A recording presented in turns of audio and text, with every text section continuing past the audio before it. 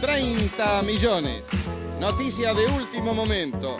El ministro de Economía, doctor Bernardo Grinspoon, anunció esta noche que el aumento salarial del mes de junio será del 14%. Los aumentos de tarifas de servicios públicos se anunciarán la semana que viene y se prorrogará por 30 días el vencimiento del crédito de 300 millones de dólares concedido por países latinoamericanos con garantía de Estados Unidos. Además, el ministro de Economía confirmó que las tasas de interés se mantendrán en el nivel del mes anterior, 14 y 13%, pues para el mes de junio. Ampliaremos esta información también con el índice correspondiente a aumentos de jubilados y otras informaciones, repito, de sumo interés. Conmovió nuevamente a la opinión pública la violencia desatada con motivo de un partido de fútbol. Anoche, presentes nuestras cámaras durante todo el desarrollo del encuentro final por el torneo nacional en el campo de Ferrocarril Oeste, los vándalos cometieron toda clase de tropelías, incendiando incluso un tramo de las tribunas de madera del campo que queda en la calle Martín de Gainza, en esta capital. Todo está documentado. Hemos hecho el más amplio y absoluto seguimiento de la noticia a partir de un nuevo episodio en la saga de intolerancia, agresividad y, por qué no decirlo, delincuencia que se enseñorea en torno de que todavía queremos seguir considerando el más popular de los deportes. En tanto aguardamos en otro tramo de nuestro programa esa cobertura, vamos ya a un hecho que conmovió una zona de la capital, violenta explosión. 5 horas después de producida una tremenda explosión en Juan Agustín García al 5300, los bomberos todavía no habían podido detectar el lugar de donde salía el gas. Por eso, esa llama que en medio de los escombros continuaba ardiendo. Bajo los restos de mampostería de una de las dos viviendas destrozadas por la explosión, el faro trasero de un Ford Falcon, que completo estaba en esa cochera. 2 muertos, 2 viviendas arrasadas por una explosión de gas, 2 vehículos destrozados. Gran cantidad de vehículos y vidrios en la zona también muestran la fuerza, el tremendo impacto de esa explosión de gas. ¿Usted era familiar de los 2 desaparecidos, señor? Sí, era tía, era sobrina carnal de los 2. ¿Usted sabía que había pérdida de gas desde hace mucho tiempo acá? Y hace bastante, por lo menos 3 meses hace que ellos están reclamando para que se arregle una pérdida de gas en la calle. Pero incluso sé que ayer mi tío había visto a un obrero del gas y le dijo, muchacho, ¿cuándo me vas a venir a arreglar el gas a mí? Dice, no, a mí esa zona no me corresponde. ¿Me puede dar los datos de ellos, por favor? Nombre y edad. Ella era María Casino de Federico y él era Juan Federico. ¿Qué edad aproximadamente? Tía María tenía 72 años y tío Juan tenía 82. Yo vivo acá, en esta casa, acá al lado. Yo era la que me encargué de llamar y de firmar la primera vez que vinieron y comprobaron que había un escape de gas porque hicieron un agujero y con un aparato tomaron la pérdida enorme. Dicho el señor que tomó dijo así el señor. ¿Y después qué hicieron? Después nos mandaron más cuadrillas. Seguí insistiendo al mismo número, al que había llamado la primera vez que me habían dado la importancia. Y me dijeron, no señora, ese número no corresponde. Dice, llame a otro número. Ese número totalmente todo el tiempo ocupado. Vuelvo a llamar, digo, me están tomando el pelo. Mire que esto es una cosa de importancia. Bueno, no. Llame a este número, que lo tengo anotado acá, al 982-8743. Llamo ahí y dice, sí, mire, después de mucho andar, porque ahí el teléfono para ellos no le corre. Dice, mire, lo que pasa que sí, acá está, hace un mes que está el pedido. Dice, pero nosotros no tenemos gente para mandar. Dice, entra para adentro el escape. Le digo, imagínese que yo tengo que tener permanentemente cerrado porque tengo 2 chicos. Bueno, entonces llame al 982-2030. O 3020, porque ahora estoy tan nerviosa que no sé, 3020. Llamo ahí y me dice, fue antes de ayer, el día de tanta lluvia. Me dijo, sí señora, quédese tranquila que ya vamos a ir para allá. Le digo, mire señor, que esto no es ninguna estupidez, sino es una cosa importante, porque es espantoso, pasa la gente, si la gente pasa y dice, ¿qué olor a gas hay acá? Pero nada. Ahora, hoy vinieron 6 cuadrillas. Para eso son, de las 4 de la mañana a esta hora no se cortó el gas porque no se encuentra la llave maestra, que es la que tiene que cortar ahí. ¿Sigue ardiendo todavía? Por eso sigue ardiendo ahí. Ante estas afirmaciones, concurrimos inmediatamente a escuchar cuáles son las explicaciones que tiene que ofrecer la empresa Gas del Estado. Nuestra nota. ¿Y cuáles son las investigaciones que está llevando a cabo Gas del Estado con relación a la explosión que se produjo esta madrugada en el barrio de Versalles? Bueno, en función de la seriedad del caso y especialmente por estar involucradas vidas humanas y teniendo en cuenta la responsabilidad que nos pueda caber en este tipo de accidente, estamos haciendo una exhaustiva investigación para determinar las causas y sus responsabilidades, ¿no es cierto? ¿Hay alguna presunción que pueda establecer cuál fue precisamente la causa?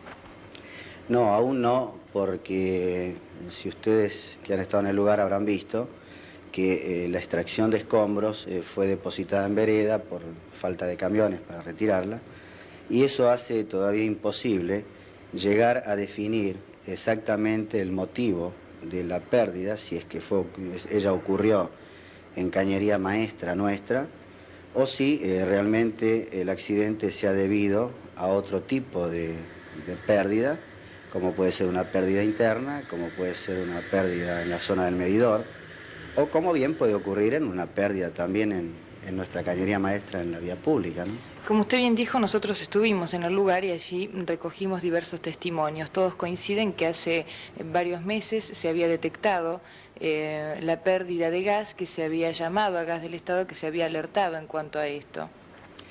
Gas del Estado tiene registradas de ese lugar 2 denuncias. Una denuncia el día 5 de mayo y otra denuncia antes de ayer, el día 29 de mayo. A ambas denuncias que se reciben por vía prácticamente automática a través de 9 líneas, con un contestador automático y con la atención de personal en forma permanente. Esas denuncias que están registradas fueron atendidas en forma inmediata como se atienden todas las llamadas de emergencia, para lo cual Gas del Estado tiene un sistema implementado como tiene cualquier otro sistema de emergencia, ya sea de obras sanitarias, de bomberos, de Entelo. Es decir, que antes de ayer Gas del Estado se hizo presente en el lugar. Exactamente, se hizo presente. ¿Qué detectaron allí?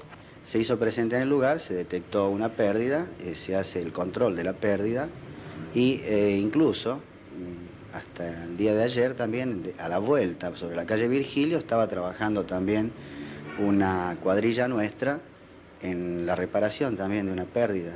Lo único que le digo que nosotros somos muy conscientes de este hecho, de lo lamentable y de lo grave, y sí le puedo dar la certeza a usted y a toda la población que agotaremos todos los medios, determinaremos exhaustivamente, vamos a determinar cuál ha sido la real causa. Incluso si llegamos al caso que si hay algún tipo de negligencia nuestra, vamos a investigarla y la vamos a hacer conocer a la opinión pública, porque entiendo que es nuestra obligación responder al usuario.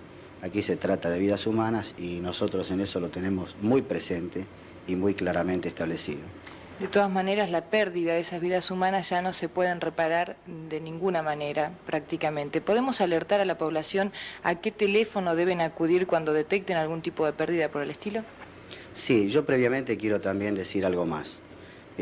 Nosotros tenemos registros, tenemos estadísticas que nos muestran claramente que los accidentes, las explosiones que ocurren, hasta ahora no teníamos en más de 30 años que haya sucedido un accidente donde previamente se haya hecho una denuncia. Generalmente, es decir, en la totalidad de los casos, los accidentes ocurrieron donde no teníamos denuncia de pérdidas. Este es realmente nuestro primer caso, por eso lo queremos investigar a fondo. No tenemos otro antecedente anterior y lo vamos a hacer. Y en cuanto a lo que usted me pregunta con respecto a cómo hacer para reclamar ante cualquier duda, cualquier pérdida, cualquier detección de cualquier usuario o de cualquier transeúnte sobre una pérdida en la vía pública o en un domicilio, debe hacerlo al número 982-7051. Repito, 982-7051. Y yo creo que es muy difícil que no sea atendido porque hay 9 líneas permanentemente a disposición del usuario.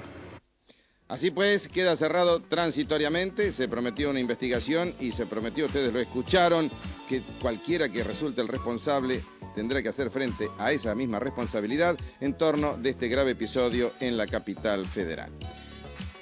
Un eclipse de sol no es un hecho frecuente y más de las características de este que fue visible en gran parte del hemisferio norte. Las imágenes fueron captadas en Islas Canarias, pero en rigor a lo largo de las 2 horas y 40 en que, salvo algunas zonas del Caribe donde las tormentas tropicales lo impidieron, se lo pudo ver desde México, sur de Estados Unidos y hasta Marruecos, tuvieron este maravilloso escenario natural los afortunados, aparte de los astrónomos que pudieron seguir. Conmocionó, si cabe, a este convulsionado mundo que es América Central y en rigor a todo el continente, el atentado contra la vida de Edén Pastora, el mitológico comandante cero que al principio integrante de las fuerzas sandinistas, luego se rebeló contra el gobierno de ese signo en Nicaragua e inició una invasión del territorio de su patria por el sur desde Costa Rica al frente de su sigla ARDE. Tenemos el informe directamente desde San José de Costa Rica por Canal 6 de ese país. Desde San José, Costa Rica, les habla Luis Fernando Villalobos para el auditorio de 30 millones de Buenos Aires, en Argentina. Tenemos que informar que hubo 3 muertos y más de 20 heridos por una explosión registrada anoche cuando el comandante cero, Edén Pastora, realizaba una conferencia de prensa. El incidente ocurrió en territorio nicaragüense. El comandante cero se encuentra en estado delicado en una clínica particular en la ciudad de San José. El percance tuvo lugar en la localidad ubicada a unas 2 horas con 30 minutos del sector conocido como Boca Tapada, jurisdicción del Cantón de San Carlos. Aproximadamente unas 45 personas, entre periodistas y guerrilleros, se hallaban congregadas en una casa utilizada como sitio de abastecimiento para la organización de Edén Pastora. Eran las 7:20 de la noche del día de ayer cuando se produjo la explosión que derribó el segundo piso en el que se encontraba el grupo y que causó graves heridas a la mayoría. Muchos de los asistentes quedaron prensados entre los restos de la habitación. Gente mutilada y algunos desangrándose era el dantesco panorama que se observaba. Entre los muertos se encuentra nuestro compañero de labores aquí en Canal 6 de Costa Rica, el camarógrafo Jorge Quiroz. Otras de las víctimas es una periodista del Tico Times, así como un miembro de la Fuerza de ARDE. Hay otra víctima que en horas de la madrugada no había sido identificada. Posteriormente se dijo que era del sector de comunicaciones de ARDE. Varios redactores, tanto nacionales como extranjeros, resultaron con lesiones de diverso grado. Entre ellos, Edgar Fonseca, reportero del diario La Nación de San José, Costa Rica, Miguel Sánchez. Otros afectados son Susan Morgan, una inglesa de la revista Newsweek, Peggy Gansun, danesa, Gilberto López, brasileño de la agencia France Press, y William Céspedes de Radio Reloj. Esto es lo que podemos informar para el auditorio de 30 millones de Buenos Aires, Argentina, en una crónica preparada por Luis Fernando Villalobos desde Canal 6 de San José. Muchas gracias, Villalobos, por este excelente informe, aunque una vez más debemos lamentar que queridos colegas nuestros, aunque no los hayamos conocido personalmente, hayan caído en este caso 3 periodistas en cumplimiento de una labor que está más allá de cualquier signo político. Edén Pastora está en una de estas radiofotos de United Press con la curación de emergencia y haciendo el signo de la victoria después de haber sido trasladado con un permiso especial al interior del territorio costarricense. Una vez que esté repuesto, dijo el gobierno de San José, será expulsado de ese país por violar las normas de asilo a que se había acogido. Todavía nos falta, ya vieron que reingresó en el curso de esta presentación Raúl Barceló, que regrese de su nota Alberto Muney, pero todos estamos trabajando para usted en 30 millones. ATC presenta 30 millones. Con la conducción de Roberto Baidana y un equipo periodístico integrado por Raúl Barceló, Héctor Drasser, Mónica Gutiérrez, Osvaldo Lorenzo, Silvia Martínez, Alberto Mure, Jorge Riu y con unidades móviles, camarógrafos, laboratoristas, sonidistas, compaginadores, redactores, corresponsales, productores y toda la infraestructura de ATC. Con la conducción de Roberto Baidana, esto es 30 millones.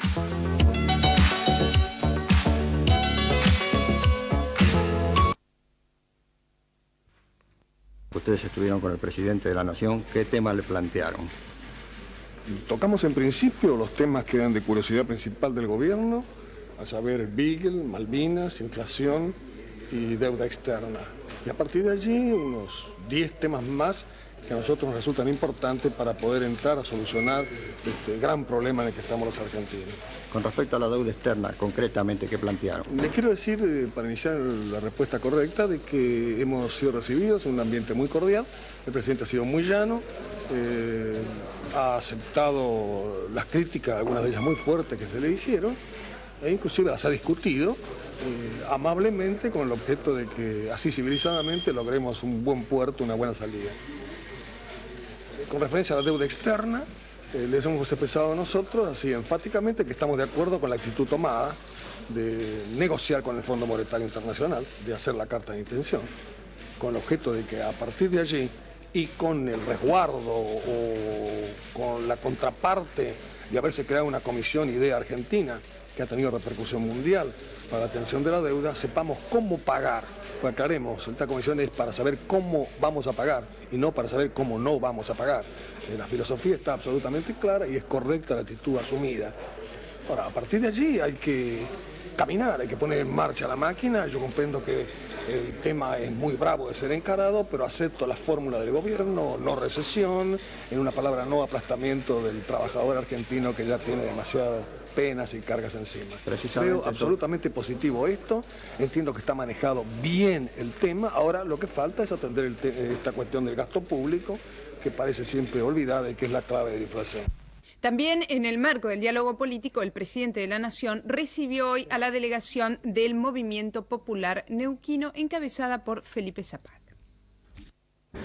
El señor Elías Zapac, Movimiento Popular Neuquino, acaba de estar con el presidente de la Nación en esta ronda del diálogo político. Si nos puede sintetizar las preocupaciones que le han expuesto al primer mandatario. Bueno, la verdad que hemos centrado toda nuestra preocupación en una conversación muy amena con el señor presidente sobre las necesidades de nuestra provincia. Las provincias del interior se encuentran en dificultades económicas, se encuentran en dificultades industriales y de desarrollo. La población que no tiene trabajo en el interior se desarraiga y viene a formar las villas miserias en las grandes ciudades. Necesitamos que nos fijen el programa económico que debemos ajustarnos a los efectos de ordenar nuestro gobierno hasta el fin. Y hemos encontrado la mejor buena voluntad del señor presidente. En el orden de problemas internacionales, como por ejemplo el Beagle y como por ejemplo la deuda externa. Bueno, nosotros entendemos que la deuda externa hay que pagarla y que el país está en condiciones de pagarla. Lo que primero debemos revertir toda nuestra fuerza a los efectos de multiplicar nuestra producción y de multiplicar nuestras riquezas para servir primero al pueblo argentino. Y el pueblo argentino dinamizado y en producción va a pagar la deuda externa rápidamente porque tenemos medios y recursos para hacerlo. En lo que respecta al Beagle, nosotros nos mantenemos en la línea bioceánica. Entendemos que el Pacífico corresponde a Chile y el Atlántico a la Argentina y que no podemos, bajo ningún punto de vista, comprometer ni un centímetro del Atlántico porque comprometemos su plataforma y comprometemos nuestros derechos a la Antártida. Llegó al país esta mañana una grande, Nuria Espert, presentará distintas obras, con ella dialogamos. Ya se encuentra entre nosotros Nuria Espert, una de las actrices más reconocidas de la lengua hispana, española, y le preguntamos qué hace en la Argentina. Venimos para representar Las criadas de Jean Genet en una dirección de Víctor García. Este es un espectáculo que nosotros hicimos hace años y que ahora, tras la desaparición de Víctor, traemos a Argentina como un homenaje para que sea conocido el que él consideraba el mejor de sus trabajos y que yo considero el mejor de los míos también. ¿Cuánto tiempo se va a quedar en la Argentina? unas pocas semanas. Ha sido verdaderamente agarrar un pequeño tiempo para venir a verles, cosa que deseaba desde hace muchos años. La última vez que estuvo entre nosotros, recordemos, fue también protagonista de otra memorable puesta de nuestro ya infelizmente desaparecido compatriota Víctor García. Es la de Yerma, que dejó mucha polémica, pero un recuerdo imborrable con esta gigante que es Nuria Espert. Y algo que, atención, advertimos, está en estado experimental, pero hoy en Estados Unidos las imágenes llegan vía satélite por el Servicio Iberoamericano de Noticias. Se informó sobre los resultados muy positivos de una nueva vacuna contra la varicela. En el Hospital de Niños de Pensilvania, estas imágenes, sin embargo, corresponden primero a Nueva York, donde se hizo parte de la inoculación. Se reveló que después de haber sido inyectada casi 1 millar de chicos aquejados por la contagiosa enfermedad, dio resultados positivos y no ocasionó efectos secundarios. De todas maneras, el estudio dirigido por el doctor Robert Weibel de la Universidad de Pennsylvania en Filadelfia todavía estará sujeto a pruebas por 2 años más, de acuerdo con las normas de la Comisión Federal de Salud de los Estados Unidos. Aquí está el director del Hospital de Chicos de Niños de Filadelfia explicando las razones de este significativo avance. Repito, no está a la venta en modo alguno, ni se puede aplicar más que dentro de un círculo muy especial autorizado como experimentación por los Estados Unidos. Aumento para jubilados, 16%, otra de las medidas adoptadas por las autoridades de la conducción económica. Pausa en 30 millones.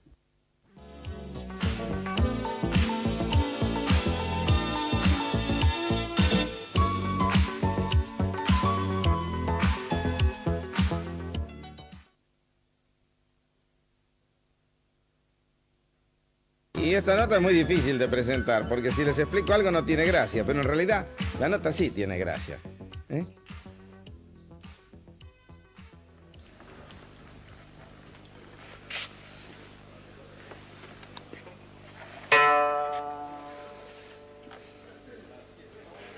Todos instrumentos serios, formales, ¿eh? Acá no pueden estar estos tipos, no lo pueden haber hecho ellos, pero...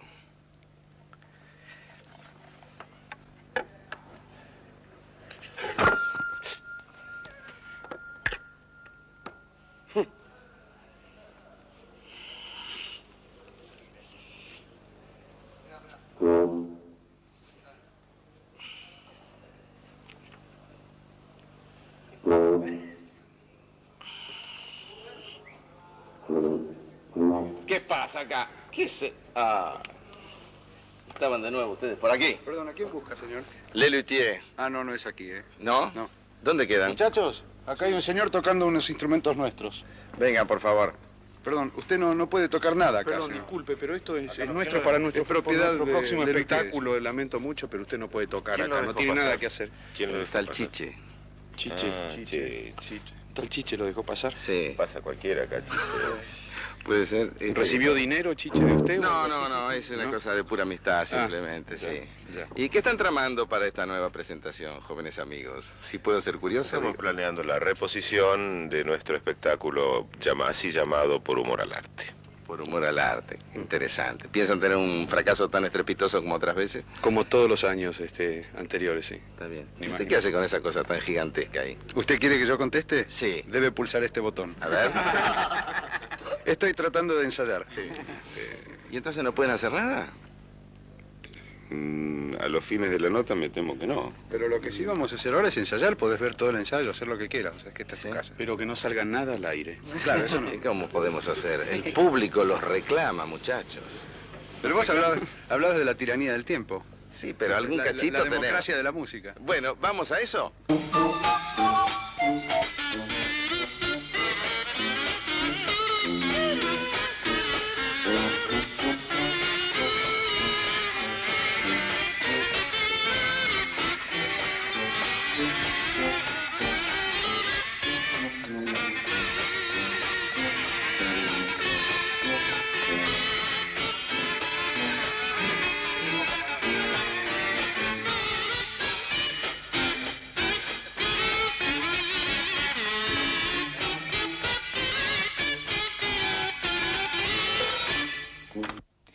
Y lamentamos dejar el humor, pero debemos pasar a otras informaciones, y esta no es para nada grata. Un elevado índice de analfabetismo en la República Argentina. Sobre el tema, la palabra del ministro de Educación y Justicia, el doctor Alconada Aramburú.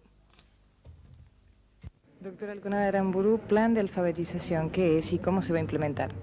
Nosotros nos encontramos después de un análisis, aunque ya nosotros lo habíamos denunciando la campaña, de que realmente era un flagelo en el alfabetismo.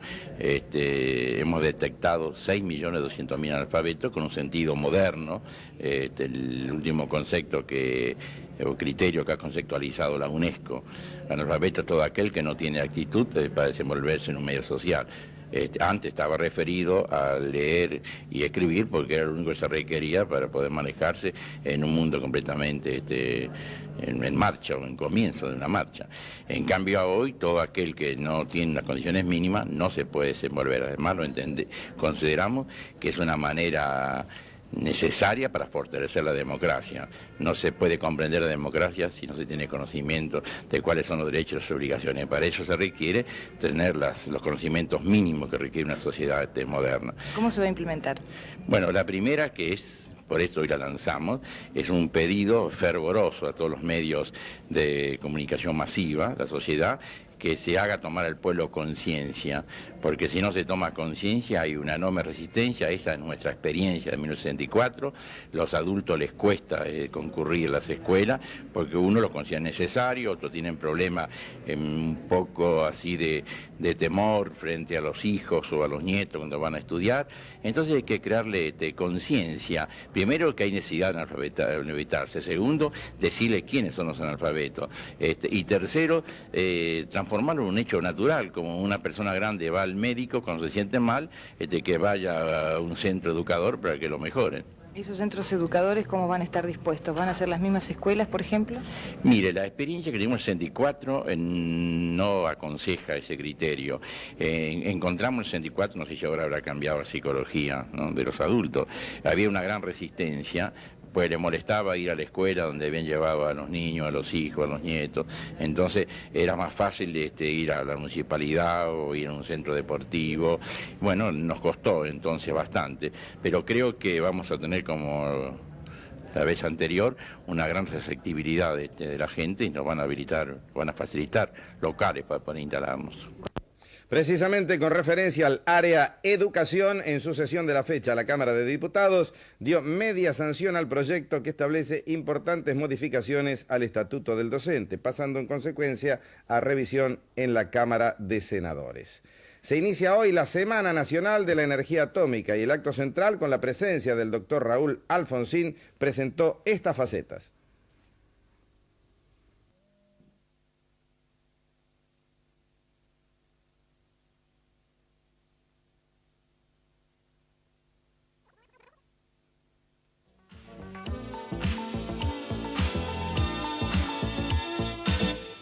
Bueno, una faceta vimos, se quedó durita la imagen.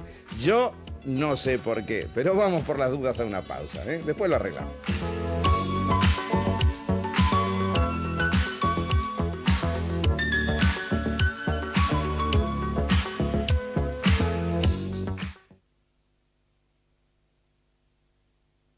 El haber destacado ayer uno de nuestros móviles de exteriores y 2 periodistas de 30 millones para seguir ese que suponíamos era el gran acontecimiento, la final del Torneo Nacional de Fútbol del 84, nos permitió ser testigos al instante de un penosísimo episodio. Es el que da origen a este tramo de 30 millones donde cubrimos todos los perfiles de tan bochornoso episodio.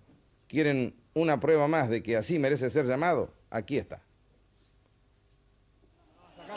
Yo escuché que si esto sigue así, el partido se suspende, ¿eh? ¿Y qué pasaría con el campeonato? Atención. Pero la vida de la gente vale más que un resultado, Alonso.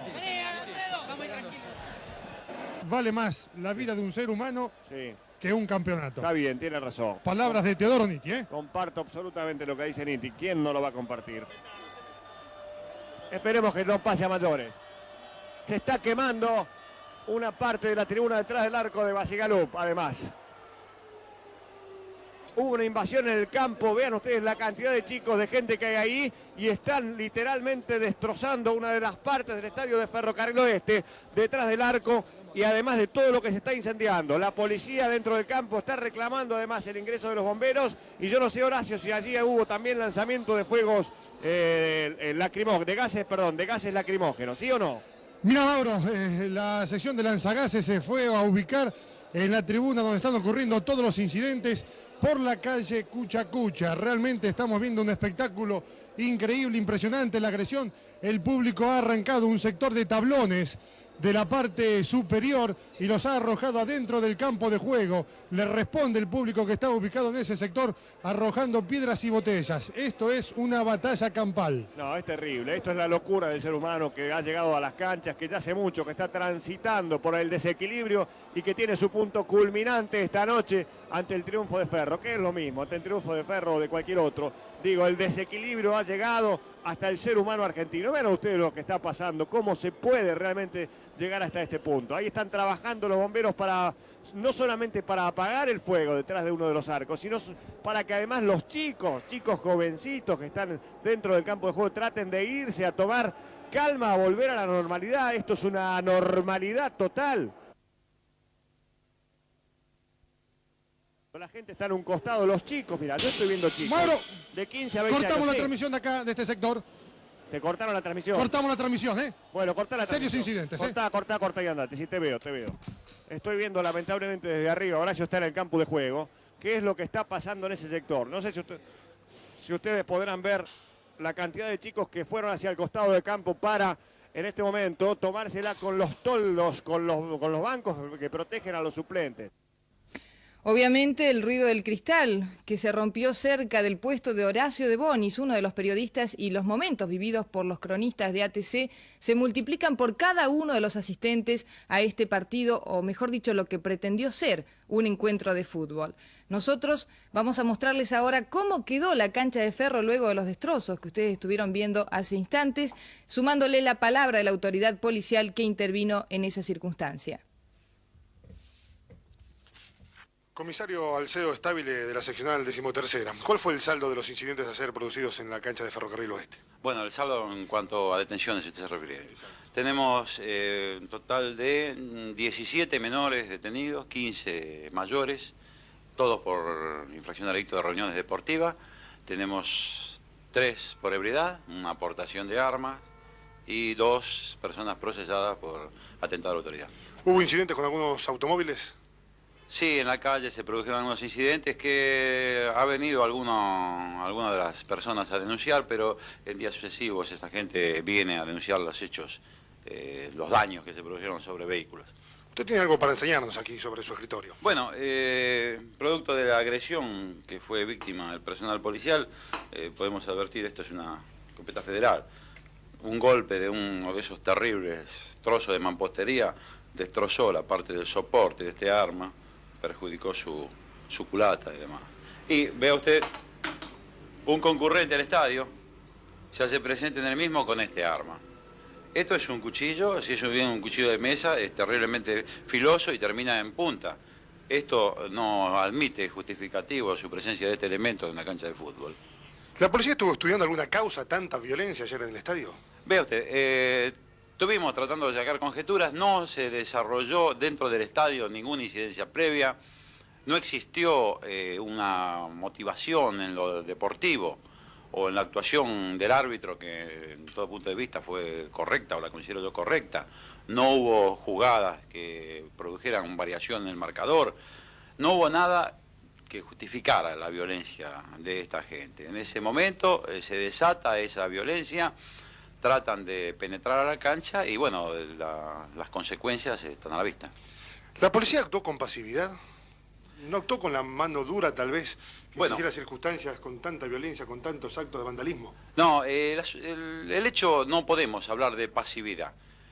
La represión fue en su justa medida, puesto que de haberse actuado de una forma más enérgica, de haberse disparado un solo cartucho de una pistola federal dentro de una tribuna totalmente colmada, como era la tribuna de River, el desbande, podríamos decir así, del público hubiese traído consecuencias realmente graves y hasta con saldo de pérdida de vida.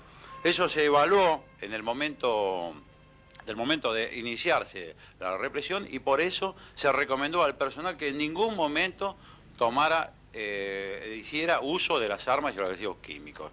Es decir, el personal actuó primero con persuasión y después, lógicamente, ha tenido que emplear la fuerza material, la fuerza de la mano del hombre para que la gente dejara la tribuna. Más allá de la importancia del partido, esta final entre River y Ferro no es nada más y nada menos que un eslabón en la cadena de violencia que viene caracterizando al fútbol en los últimos tiempos. Un fútbol en donde indudablemente hay protagonistas, jugadores, policía, barras bravas, dirigentes. Un tema sobre el cual hay realmente mucha polémica. Por lo tanto, decidimos entrevistar a los titulares de los dos equipos que intervinieron en ese supuesto partido en la noche de ayer. Conversamos en primer término con el titular de River Plate, el doctor Hugo Santilli. Doctor Hugo Santilli, usted como presidente del Club Atlético River Plate, queremos saber la opinión sobre los incidentes ocurridos ayer en cancha de Ferrocarril Oeste. Bueno, nosotros estamos muy apenados, tanto por River Plate, que no se merece este tipo de agravio, ni por Ferrocarril Oeste, que mereció vivir una fiesta merecida por su participación en el torneo y por haberlo logrado con hidalguía y con calidad. Desgraciadamente se sigue repitiendo en el fútbol la presencia de un grupo de inadaptados, de vándalos, de gente que no tiene nada que ver con el espectáculo y que además últimamente se está demostrando que son jovencitos de 14 a 17, 18 años que actúan con mucha impunidad y sin ningún tipo de freno. Esta gente es muy pequeña, son grupos minúsculos porque ayer la hinchada de River dio una demostración extraordinaria de apoyo, de cordialidad y de cordura, y fue desbaratada toda esa actitud que se demostró durante prácticamente todo el encuentro por un pequeño sector representado por no más de 100 jovencitos que hicieron este tipo de cosas y que no creo que pertenezcan en su totalidad a la hinchada de River Plate. Esto es necesario identificarlos porque sacando estos 50 personas que existen en todas las hinchadas de los equipos de fútbol, estamos retirando del espectáculo 2.000 personas en todas las divisionales y estamos atrayendo a muchos centenares de miles que han dejado de ir a los espectáculos futbolísticos precisamente por el temor a la violencia. Me comentaba que sus hijos estaban en la tribuna popular. Efectivamente, mis hijos son muy hinchas de River Plate y lo sienten yendo a la tribuna popular, así que además de la amargura que viví anoche por este espectáculo, mi preocupación por la situación de ellos. Y naturalmente la palabra del presidente del otro equipo, del equipo campeón de Ferrocarril Oeste, el doctor Santiago Leiden. Doctor Santiago Leiden, presidente de Ferrocarril Oeste, lamentablemente ayer lo que tuvo que haber sido una fiesta para la gente de Oeste, se convirtió el campo de juego con graves incidentes de parte de los espectadores. Claro, yo pienso que más que para la gente de Ferro, para el fútbol en general, ¿no es cierto? Cada uno de estos episodios lo único que hace es perjudicarnos a todos. En particular a la gente de Ferro, que tengan la absoluta seguridad que lo único que no nos permitió que disfrutaran los protagonistas de una cosa natural como es dar su vuelta olímpica, pero no nos quitan así a nivel individual ninguna de las alegrías que todo esto nos ha producido. A pesar que transcurrió un largo camino con quizás algunas piedritas, pero Ferrocarril Oeste logró su objetivo, que era lograr el campeonato, que lo tiene bien merecido. Bueno, yo creo que por eso es que la exteriorización no fue tan bulliciosa, porque entendemos nosotros que estos son consecuencias de programas organizados y armados, y que en la misma medida que fueron dando resultados en otros deportes, le tocó en el último término al fútbol, porque es el deporte más competitivo. Pero nosotros estábamos convencidos que en estos, yo lo decía en el 81, que en estos próximos 10 años íbamos a estar peleando los primeros puestos. Yo no pensaba que íbamos a ser campeones en el 82, que entendí que fue bastante prematuro, pero ocurrió y ahora lo importante es poderse mantener aquí. Doctor, por la violencia que hubo ayer en este estadio, ¿usted cree que hubo alguna causa, algún motivo que haya generado todo eso, lo que ocurrió después, lo que empañó la fiesta? Bueno, mire, yo lo dividiría un poco. Evidentemente creo que, lo vengo diciendo hace muchos años, no son hinchas de fútbol lo que provocan estos incidentes. Yo digo que son delincuentes que se amparan en una tribuna de fútbol, porque el hincha de fútbol no lleva manopla, no lleva cuchillo, no lleva cadena, no sale del estadio y rompe negocios para robar, no roba relojes. No, esos son delincuentes, eso no tiene nada que ver con el hincha de fútbol. Pero se amparan en estos movimientos multitudinarios porque les resulta bastante más fácil. Pero paralelamente yo diría que un grupo de gente no quiso que Ferro diera la vuelta olímpica, que no tiene nada que ver con todos los demás episodios. ¿Para usted estaba planificado todo esto? Yo entiendo que como se desarrollaron los acontecimientos, sí. Muy bien, doctor de Leides, muchas gracias. No, gracias a ustedes. Sobre el tema quisimos agotar todos los enfoques, todos los argumentos. Por eso también entrevistamos al subsecretario del Interior, el doctor Raúl Galván. Son hechos ya reiterativos. Pareciera que obedecen a una conducta permanente de algunos inadaptados que a través de la prepotencia, de los gestos, de las actitudes, tratan de imponer una modalidad que va a contrapelo de la civilización de los argentinos para acorralar al resto de la gente que va a presenciar un espectáculo con todo el derecho, con toda la soltura espiritual, inclusive con toda la familia. De tal suerte que hace un momento, quiero dar el anuncio, nada espectacular por cierto, tuvimos una conversación con el señor jefe de la Policía Federal y lleva la instrucción precisa del gobierno de que adopte todas las medidas preventivas de inteligencia e inclusive de represivas que sean compatibles con los hechos que motivan estos actos para que de una vez por todas se terminen esta serie de actos provocativos que lesionan no solamente a las personas sino también a los bienes de nuestro país, de nuestra ciudad. De tal suerte que van a ser individualizados. Ya la policía tiene varios elementos de juicio para saber quiénes son aquellos promotores, ya sea los ideólogos o los ejecutores materiales de estos hechos. Porque no es pura casualidad que alguien anoche quiso quemar y la quemó a una parte de la tribuna. No es pura casualidad que alguien portaba armas de fuego. Y eso está reprimido por la ley. Y el gobierno va a hacer cumplir la ley porque esa es su responsabilidad fundamental. De tal suerte, yo decía hace un momento a unos amigos, y le decía al mismo jefe de la Policía Federal, se va a cambiar definitivamente la ley de la fuerza por la fuerza de la ley. Y acá se va a demostrar el gran equívoco en que incurren algunas personas cuando piensan de que el gobierno no cuenta con la fuerza moral y material suficiente para corregir estos excesos. Realmente palabras estas del subsecretario de Interior que deben ser suscriptas por todo ciudadano civilizado. Y un espectáculo que será seguramente lo opuesto en un estadio de fútbol, lo reiteramos, lo anunciamos ayer, el sábado a las 13 en Deportivo Español, homenaje de la colectividad de ese país al presidente Alfonsín con motivo de su próximo viaje a la madre patria. La última pausa en 30 millones.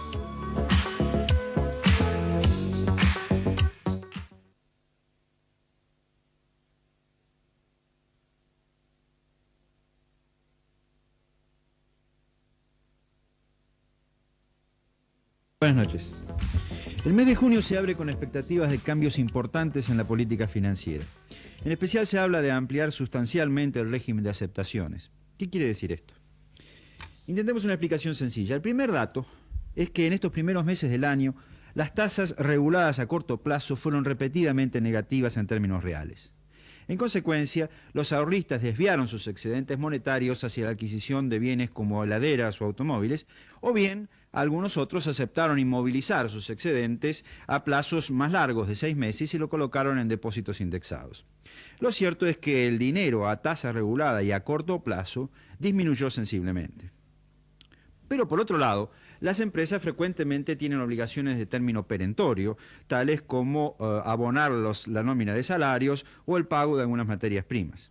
En el mercado, entonces, se planteaban necesidades financieras que no podían ser resueltas por el circuito financiero institucionalizado. Así fue como fue creciendo un mercado más o menos marginal, el mercado interempresario. En este mercado se canalizan los excedentes monetarios de una empresa hacia otra que tiene necesidades de ellos a través de un agente intermediario que naturalmente está fuera de este circuito institucionalizado. A tal punto llegó este mercado que se estima que el 25% del crédito total disponible se canaliza por él. Obviamente esta cifra inquietó sobremanera al Banco Central, que entonces se propuso ampliar el mercado de tasas libres a través del régimen de aceptaciones. ¿Qué quiere decir esto? ¿Cuáles serán las consecuencias? En principio, habrá mayores recursos monetarios puestos en el sistema institucionalizado financiero. Se aumentará entonces la capacidad prestable del sistema. La afluencia de recursos permitirá reducir los costos unitarios de las entidades financieras y así disminuirá el nivel de las tasas activas de interés. Habrá más créditos a tasas accesibles, en definitiva. Ojalá así sea. Lo cierto es que junio se presenta como un mes cargado de definiciones. En los próximos 30 días tendremos definiciones sobre la deuda externa, definiciones sobre el presupuesto, definiciones, en fin, sobre la política financiera. Veremos qué ocurre. Gracias. Gracias, Lesser. Y reiteramos a propósito de este comentario de nuestro especialista en finanzas y economía, lo sustancial de los anuncios de esa área en la noche de hoy. Dijo el ministro Greenspoon que el aumento de salarios para junio será del 14% neto. Nada que ver en la integración de este aumento con las asignaciones familiares. Para los jubilados, 16%. Tasas de interés sin cambios, 13 y 14% para quienes estén en la parte pasiva o en la activa. Nada más, será hasta mañana en que volveremos a las 21 para 30 millones. Desde Buenos Aires, Roberto Maidán.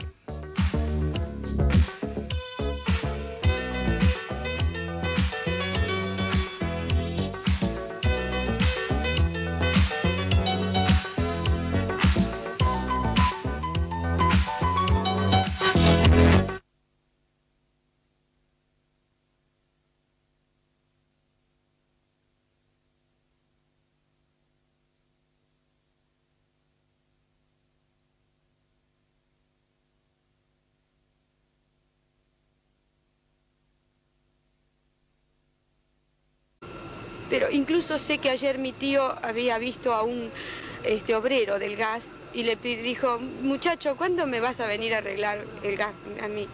Dice, no, a mí esa zona no me corresponde. ¿Me puede dar los datos de ellos, por favor? Nombre y edad.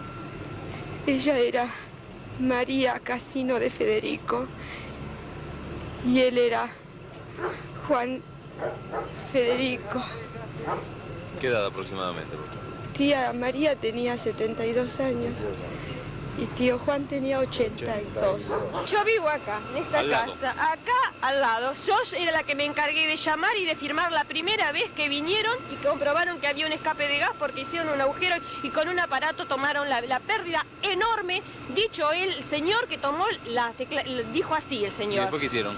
Después nos mandaron más cuadrillas. Seguí insistiendo al mismo número, al que había llamado la primera vez que me habían dado la importancia. Y me dijeron, no señora, ese número no corresponde. Dice, llame a otro número. Ese número totalmente todo el tiempo ocupado. Vuelvo a llamar, digo, me están tomando el pelo. Mire que esto es una cosa de importancia. Bueno, no. Llame a este número, que lo tengo anotado acá, al 982-8743. Llamo ahí y dice, sí, mire, después de mucho andar, porque ahí el teléfono para ellos no le... Está haciendo una exhaustiva investigación para determinar las causas y sus responsabilidades, ¿no es cierto? ¿Hay alguna presunción que pueda establecer cuál fue precisamente la causa? No, aún no, porque si ustedes que han estado en el lugar habrán visto que la extracción de escombros fue depositada en vereda por falta de camiones para retirarla, y eso hace todavía imposible llegar a definir exactamente el motivo de la pérdida, si es que ella ocurrió en cañería maestra nuestra, o si realmente el accidente se ha debido a otro tipo de pérdida, como puede ser una pérdida interna, como puede ser una pérdida en la zona del medidor, o como bien puede ocurrir en una pérdida también en nuestra cañería maestra en la vía pública, ¿no? Como usted bien dijo, nosotros estuvimos en el lugar y allí recogimos diversos testimonios. Todos coinciden que hace varios meses se había detectado la pérdida de gas, que se había llamado a Gas del Estado, que se había alertado en cuanto a esto. Gas del Estado tiene registradas de ese lugar 2 denuncias. Una denuncia el día 5 de mayo y otra denuncia antes de ayer, el día 29 de mayo.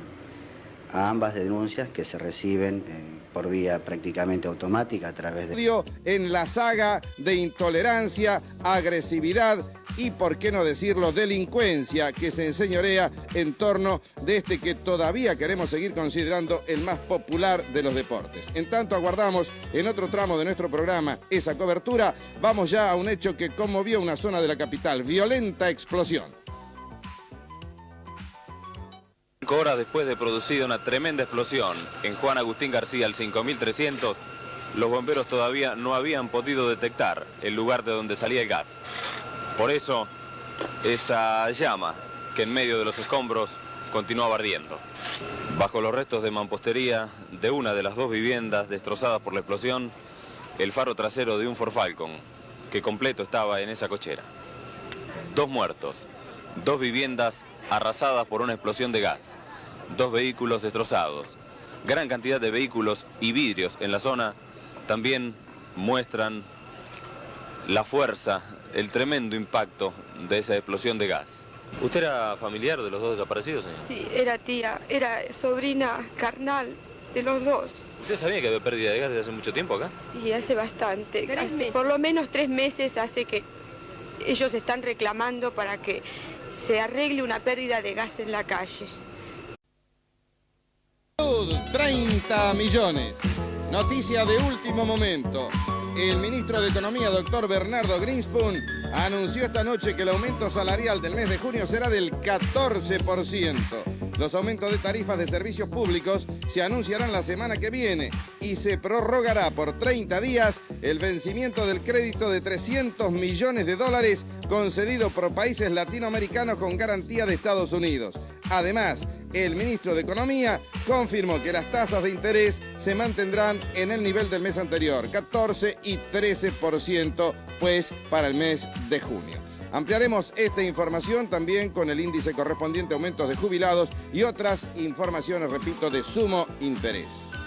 Conmovió nuevamente a la opinión pública la violencia desatada con motivo de un partido de fútbol. Anoche, presentes nuestras cámaras durante todo el desarrollo del encuentro final por el torneo nacional en el campo de Ferrocarril Oeste, los vándalos cometieron toda clase de tropelías, incendiando incluso un tramo de las tribunas de madera del campo que queda en la calle Martín de Gainza, en esta capital.